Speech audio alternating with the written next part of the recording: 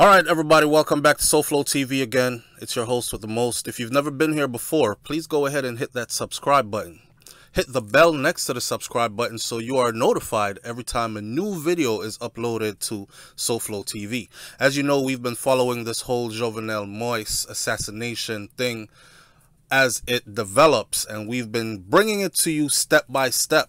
We ourselves have been doing our own investigations, digging for names and connections, where they're connected to. We've been following the money. We've been following the sounds. And the last video we put up was pointing to the pastor slash doctor slash businessman, Dr. Sanon, out of Florida, USA, with Haitian background, as the financier. The financier, meaning he was driven by his political ambitions and he gathered the resources, the finances, to get all these people together who ultimately carried out this act. Now, that does not mean that he gave the order to kill Jovenel Moise. And I said that in the last video. They said, SoFlo, follow the money. I did follow it. And we were able to link him to the two wealthy businessmen from the United States of America who did finance him to the tune of over 800,000 US dollars. Now, this new developing information, an arrest warrant has been put out for one person called Joseph Felix Badil. Joseph Felix Badil is said to be the person who actually infiltrated what Sanon was dealing with. See, Sanon, Dr. Sanon, wanted to go to the presidential palace, take Jovenel Moise out, as in not take him out by killing him, take him out by arresting him, by putting him on display, and by transferring him to another location, and then he himself, Sanon, would seize power and become the president of Haiti. That was Sanon's plan. However, Badil, Joseph Felix Badil, who had contacts with the same Colombian mercenaries, he had other intentions. According to documents that have come forward and information coming forward, it is said that he gave the go-ahead. He specifically said, when we go to get him, this will not be to arrest him, this will be to assassinate him. And I'm going to tell you in a minute who he told that to. You know right now what's going on behind the scenes. A lot of people have been arrested behind this. I believe 23 people so far have been arrested behind this.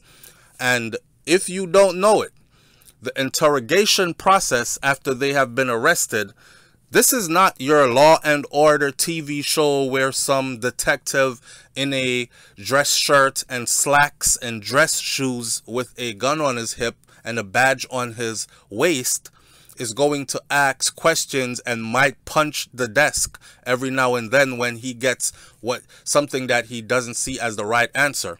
We're talking about interrogation. We're talking about interrogation third world country style. We are talking about pressure.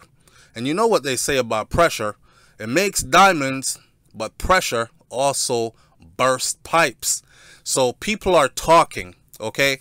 And what we've learned so far is that Joseph Felix Badil, if you don't know who he is a former Haitian Ministry of Justice. He also worked in the Anti-Corruption Commission with the General Intelligence Service in Haiti.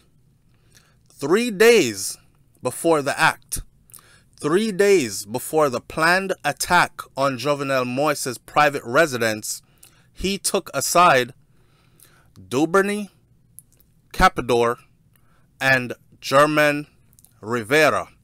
Dubernay Capador and German Rivera are two military personnel or ex-military personnel, highly ranking officers from the Colombian military who were also involved in this operation. One was killed, and the other is still alive and is talking. One that is still alive and is talking has said that he was instructed by Joseph Felix Badil to assassinate Jovenel Moise, not to arrest him, not to detain him, but to assassinate him. This is 3 days before they carried out the attack. Now, up until that moment, they thought they were assembling to help Haiti restore democracy, remove someone who had gone rogue and had become somewhat of a dictator. And they were happy to go and help on this mission. That is their excuse so far. And the whole time they were planning, because they had been planning this with people in place in the Dominican Republic and in Haiti since January, planning this move. So to be told 3 days before the move that, hey, this is not a arrest, this is not a detain, you must assassinate him when you get in there, that is where the mission changed. Now, we don't know if this is true or if they're just lying to save themselves, but this is what they have been told. Now, for a little FYI for a lot of you, 23 arrests have been made so far. 18 of them are former Colombian soldiers. 5 Haitian Americans. CCTV footage from inside the president's residence reveals exactly what happened. Exactly who did what. But Haitian officials said that they are not ready to reveal those footage yet. Now, I would ask, why not reveal the footage to the public and let the public be the judge? Are they doctoring the images? Are they splicing the footage? What are they doing? Why are they holding it such secret? Now, Badil, you must know, he was a little bit bitter as well. Badil was actually fired in May 17th. This is Badil, Joseph Felix Badil, who is the former Haitian Ministry of Justice, and he also worked in the Anti-Corruption Commission with the General Intelligence Service, and he is the one that the mercenaries have confessed told them 3 days before that they are no longer going to detain Jovenel Moise. They must assassinate him when they get there. Badil was actually fired on May 17th from his position at the Anti-Corruption Unit due to serious breaches of professional conduct. 24 Haitian police officers are also under precautionary measures right now with limited movement because they were at the residence the night when all this went down and the assassination took place. To include the head of security as well. 4 officers are said to have been working with Badil to neutralize security at the president's residence to facilitate easy access for the mercenaries. 1 of those has been arrested and 3 more are in hiding. This group of 4 is not a part of the 24 that were placed on precautionary measures. And these precautionary measures are that they were to stay in their residence and they were to report once a day to a certain location to law enforcement. 24 of them have been placed on this, including Gerard, which is the head of all the securities, right?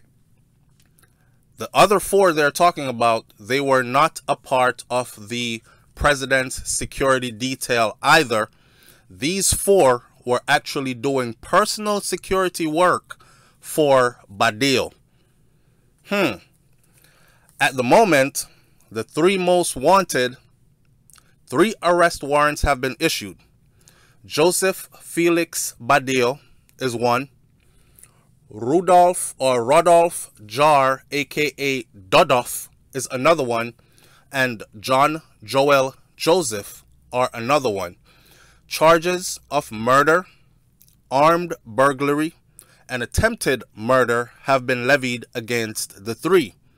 John Joel Joseph is a former senator in the opposition to Jovenel Moise's party. You see, this is deeply inside work from the Haitian administration. Now, authorities in Haiti have been seeking a former senator, which is John Joel Joseph, a fired government official, and a convicted cocaine smuggler as suspects in this investigation. The convicted cocaine smuggler would be Rodolphe Jar, aka Dodoff. Now, this sprawling investigation has taken all kinds of crazy turns, and this seems like some kind of a Hollywood movie script at this point, with the US-based Haitian pastor and the Florida-based security team. Amid a continuing power struggle in Haiti right now, the latest suspects are among 5 fugitives with whom Haitian police are saying are armed and are dangerous. Now, here's some added information about this. In a video posted last year on YouTube, Joseph compared Jovenel Moise to the coronavirus. And he said in that video that Haitians had died from hunger or had been killed amid the rise in violence under Moise's administrations. Insecurity has infected every single Haitian, he said. Police identified the other suspect, Joseph Felix Badil, which I told you already. He had previously worked for Haiti's Ministry of Justice and had joined the government anti-corruption unit in May of 2013 is when he joined. He was fired recently from his position due to ethical violations. The third suspect, Rodolphe Jar uses the alias Whiskey. And in 2013, Jar had been sentenced to nearly 4 years in prison. And at his sentencing hearing in 2015, Jar's attorney told the courts that Jar had been a confidential source for the US government for several years before his indictment. I don't know what kind of confidential source he had been. Was he an informant for the DEA as well? Is this a burnt link? The rabbit hole gets deeper. Now, the details of the new suspects emerged as relatives of the Colombian mercenaries killed and arrested in Haiti for their alleged part in the assassination said that they had been recruited with a text message telling them that an American company needed special forces and commandos with experience for a job in Central America. If you know about the commandos in Colombia, they train and then they are off into the world. People use them. Governments use them. The United States of America has used them in the Middle East as mercenaries. And yes, even though we have a military, they do employ paramilitary personnel. Now, according to the New York Post, most appear to have been approached in the months before Moise's killing by a group of businessmen, some of them based in the US, who exaggerated their credentials and misled some of the recruits about the project that they were about to undertake and about how much they would get paid. Now, authorities in Haiti are investigating Moise's killing with help from the Colombian government, which has said that 23 of the 26 former soldiers suspected in the slaying have been arrested and they remain detained in Haiti. Leon Charles, chief of Haiti's national police, said that 3 Haitians also had been arrested and at least 3 suspects have been killed so far. The detained Haitians have been identified as James Solages, Joseph Vincent and Christian Emmanuel Sanon, all Haitian background, American citizenship. Police said that, you know, Sanon flew in on the private jet and all that, but when he flew in on a private jet, whose private jet was it? And who else was on that private jet with him? The 62-year-old is a Haitian physician, a church pastor, and a businessman, and he expressed his desire to lead Haiti. And he denounced the country's leader, which is Jovenel Moïse, as a corrupted individual. Charles said that Sanon was only working with those who plotted the assassination and that Moïse killers were actually protecting Sanon. He said that officers who raided Sanon's house in Haiti found the hat with the DEA logo, the 20 box of bullets, gun parts, 4 license plates from the Dominican Republic, 2 cars, and correspondence. Here's where things get sticky. Apparently, the security team had been divided into 2 parts. There was one part of the security team that knew about the intention to kill Moïse before it happened. Another part of the security team actually were made to believe that they were going to provide security for Sanon, and they were going to be a part of the removal process of Jovenel Moïse, not by killing him, but by protecting Sanon and seizing Jovenel Moïse's residence, issuing his arrest warrant, and taking him out of where he was located to a different location to be handed over to government officials, law enforcement authorities. So there was one part of the security team that was working against the other part. So the ones who did not actually know what they were doing, they were full into the mission, thinking, okay, this is what it required. I've seen a video where right after the shooting of Jovenel Moïse, a Haitian journalist was driving up the hill, and as he was driving up the hill, you can see, this video you can see on CNN, as he was driving up the hill, 2 Colombian men emerged from the drainage, the sewer area, holding 2 rifles. And they asked him to stop filming, and keep going up the hill. As the journalist got to the gate of the Jovenel Moïse residence, lo and behold, there was James Solanges, the American, sitting on the steps of the house, and he was giving a live interview to a Haitian radio station. And on that interview, he was saying, "We did not kill the president."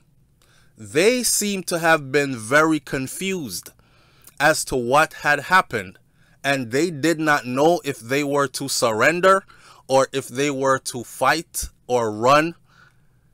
Many of them ended up fighting, and most of them ended up being captured. This rabbit hole gets deeper. Smoke screens everywhere. I still think that even though they are saying that Badil, Joseph Felix Badil, actually gave the order, changed the mission from what Sanon had the mission down to be, I still think there's somebody above Badil. I think he's working with more powerful people, and I think there's more smoke screen here. Stay tuned to the channel as we continue to dig and as they continue to investigate and to let out information. Click that subscribe button. Hit the bell next to the subscribe button so you're notified the next time a video is uploaded to SoFlo TV. And we'll be here for the ride. I'll catch you then. I'm out. Peace.